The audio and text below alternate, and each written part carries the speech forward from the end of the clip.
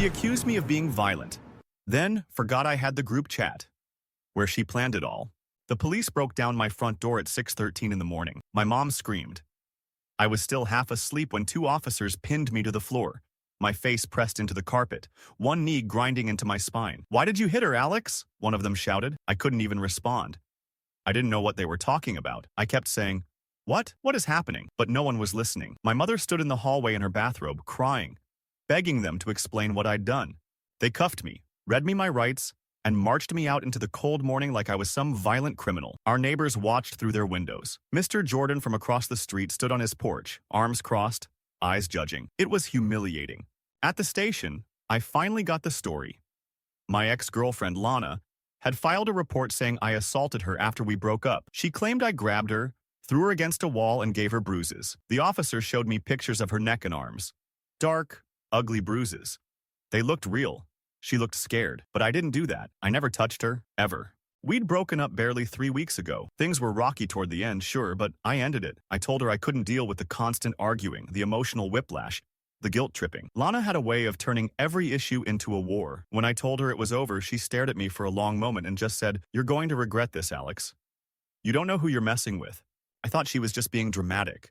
She had always been intense, passionate, manipulative, a little too obsessed with being the victim in every situation, but I didn't think she'd go this far. After I posted bail, paid for with my mother's emergency savings, I came home to find my phone had exploded. Dozens of missed calls, texts, social media mentions. Lana had posted the bruises on Instagram with the caption, "This is what love looks like after it turns into control." It had over 10,000 likes in less than a day.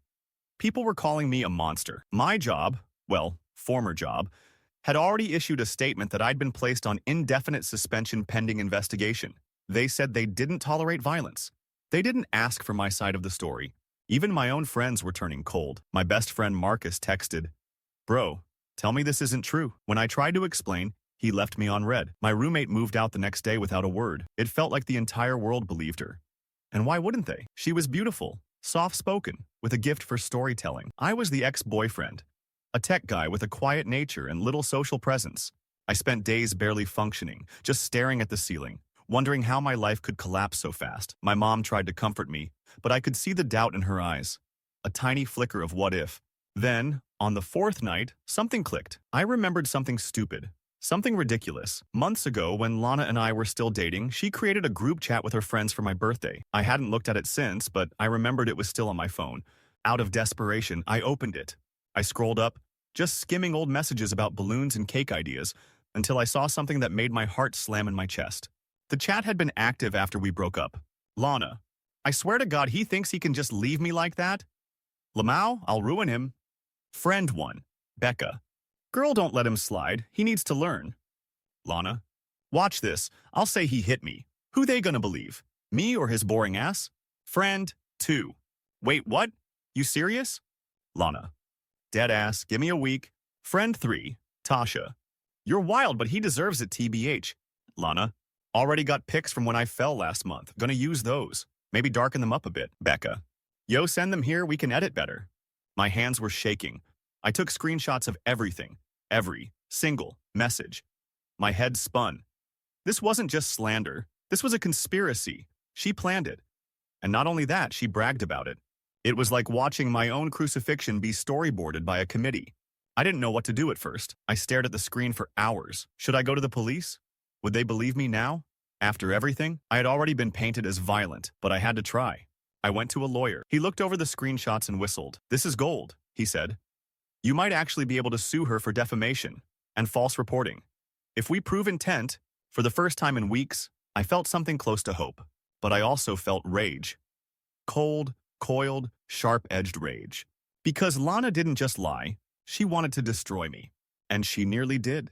I gave everything to the lawyer, screenshots, timestamps, metadata, even a screen recording of me scrolling through the group chat to prove it was authentic. He filed an emergency motion and advised me not to contact Lana under any circumstances. I agreed. The very thought of her made my skin crawl now. Within a few days, my lawyer contacted the police. He laid it all out, the group chat, the admissions, the names of everyone involved. At first, they were skeptical. It's not every day someone walks into a police station claiming their ex faked domestic abuse with her friend's help. But once they verified the data, something changed. The lead investigator grew quiet, took notes more seriously. He asked for the full chat history and said they'd be looking into it.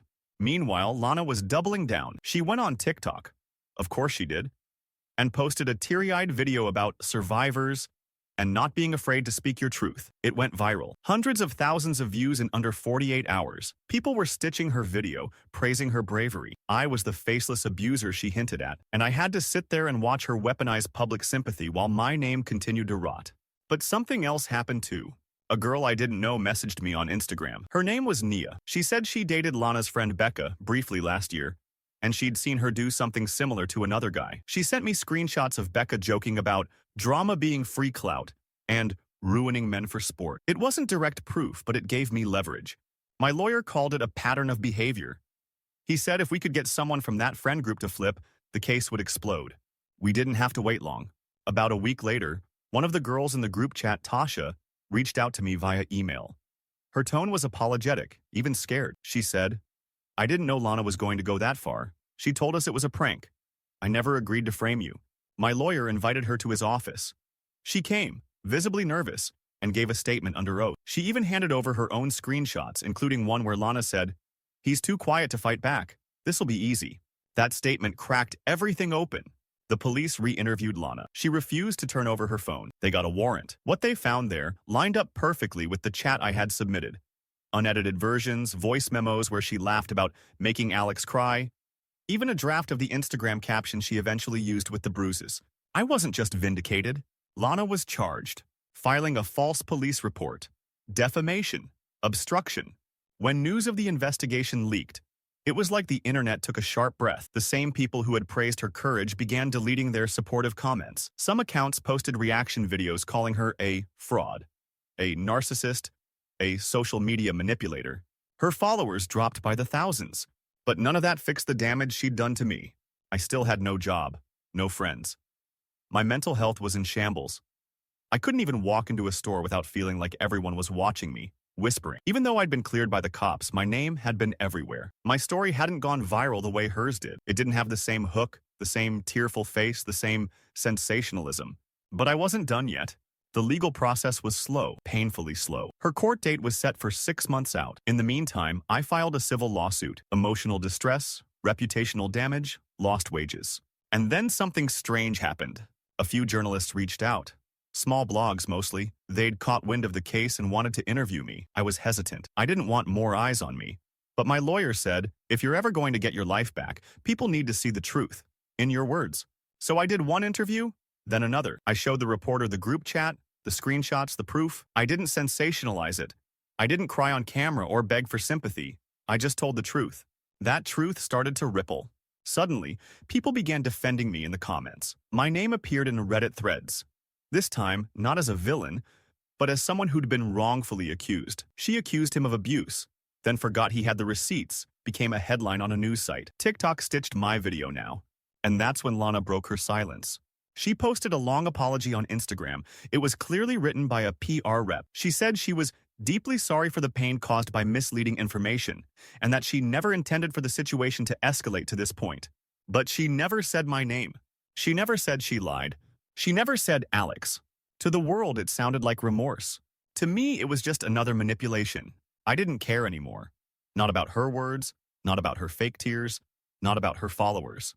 I cared about justice. And finally, it was coming. The courtroom was colder than I expected. Not just in temperature, but in energy. No one smiled. No one nodded. The room was sterile, full of anticipation, and somewhere deep in that silence sat Lana, across the aisle, in a navy blue blazer with her hair pulled back and an expression like stone. She didn't look at me once. I sat beside my attorney, heart pounding in my throat, as the judge read through the charges. False police report, obstruction, defamation. Lana pled not guilty, which didn't surprise me. She always believed she could spin a lie well enough to make the truth vanish. But this time, the lie had teeth. The prosecution started by laying out a basic timeline. The breakup, the accusations, the arrest, the social media campaign. Then they turned to the evidence, specifically the group chat messages. The courtroom projector displayed the screenshots as the prosecutor read them aloud. Every malicious word, Every joke about how easily she could ruin me. I glanced at the jury. A few looked uncomfortable. One woman was visibly frowning. Then came the real blow, the voice memo. Lana's own voice echoed through the courtroom speakers. He's too boring to defend himself. Watch. One little bruise and I'll have him on his knees. The silence afterward was suffocating. Lana's lawyer jumped in with objections, claimed it was taken out of context, that it was dark humor, that she was under emotional distress. But it didn't matter. The context was clear as day. She wasn't afraid of me. She was laughing at me. My lawyer followed up by calling Tasha to the stand. Tasha looked small behind the witness box. She avoided eye contact with Lana the whole time. Her voice trembled at first, but steadied as she told the jury exactly what happened. That the plan wasn't just a joke. That Lana had talked about it for days before acting. That they all thought it was just a dramatic bluff. Until the police report was filed. She even handed over her phone to corroborate the chat history, showing identical messages on her end. Lana still didn't look at me. When it was my turn to speak, I felt a kind of nausea crawl up my spine. My palms were sweating. I never imagined I'd be testifying in court just to prove I didn't assault someone. I told them everything. About the relationship, about how I broke things off when it became toxic, about how she warned me I'd regret it. I kept my tone level. I didn't cry, I didn't shout, I just told the truth. And when I said, I didn't touch her, I never would. But she touched my entire life and set it on fire. There was a silence that no one filled. Even the judge looked shaken. Lana's defense team tried everything. They said she had a history of trauma. That maybe she misremembered things. That perhaps she believed I'd hurt her emotionally, and her mind blurred that into physical harm. But none of it held weight against her own words. The receipts were too detailed, the intent too clear. It didn't take long for the verdict. Guilty. On all counts. She didn't cry. She didn't scream. She just sat there, staring blankly as the gavel came down. Her sentence wasn't long. Just a year of probation, community service, mandatory counseling, no jail time. But the real punishment had already landed. Her reputation was gone. The girl who once cried into a ring light about surviving abuse was now officially labeled a fraud. Outside the courthouse, reporters waited. Cameras flashed. I kept my head down as my lawyer gave a short statement. No, I wouldn't be commenting personally. No, I didn't plan to pursue additional criminal charges. Yes, I had filed a civil suit for damages. Lana didn't speak to the press. She walked past them, escorted by her lawyer, head low and face shielded by oversized sunglasses. The same internet that had once cheered her on now devoured her. TikToks labeling her as the girl who faked DV for clout spread like wildfire. A new wave of public anger boiled up, not just for what she'd done to me, but what it meant for actual victims. Because of her, people would second-guess real stories. That, more than anything, made me sick. Even now, even vindicated, I couldn't shake the feeling that something inside me had shifted. That I'd never look at trust, at relationships, the same way. Lana didn't just lie about me. She rewired the way I saw the world. And still, I wasn't done. I still had my civil case, and a message I wasn't finished sending. The civil trial was quieter. No cameras this time. No social media frenzy waiting outside the courthouse. Just lawyers, a judge, and the long, slow grind of seeking reparations. We were suing Lana for damages, loss of income, reputational harm, emotional trauma, and legal fees. It wasn't about money for me. It never had been. But after everything, after the arrest, the humiliation, the job suspension, the destroyed friendships, I needed something official, something that said, you were wronged. This wasn't okay.